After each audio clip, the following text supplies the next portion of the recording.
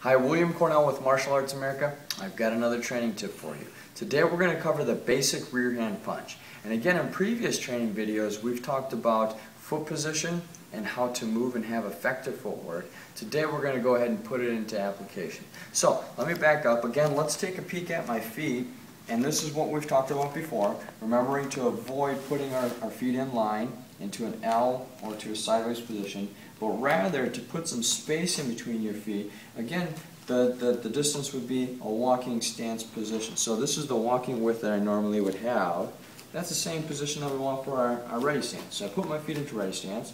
Now, as I punch, I'm going to keep the camera on the legs because I want you to see what happens when I punch. This is just what we should focus on. Remember, the power is generated from the ground up. So as soon as my feet turn and push from the floor, then that allows me to move my hips, and then it allows me to do an effective, powerful punch. So check this out. When I start to punch, my front foot slightly turns, my back foot starts to push off the floor, and then I'm going to lift my pants so you can see my heel. As the back foot starts to push forward, I turn the heel, allowing my hip to turn. So again, when I punch, boom, I turn the hip, and I move that heel off the floor. And so a lot of times, as instructors, what we'll even mention is lift your back heel. Because again, that just puts the mindset that I'm going to turn, let my hips fly, and effectively turn across. The other thing too is you'll see that my belt knot, which also is conveniently placed in the middle of my body, will start to turn as well.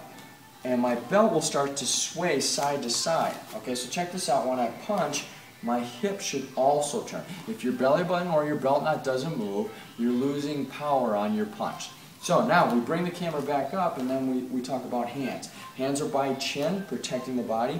And think about a shot put. A shot put, again, you just shoot forward. So same thing here, I shoot the punch from the chin, and as the punch goes out, I snap it at the last second.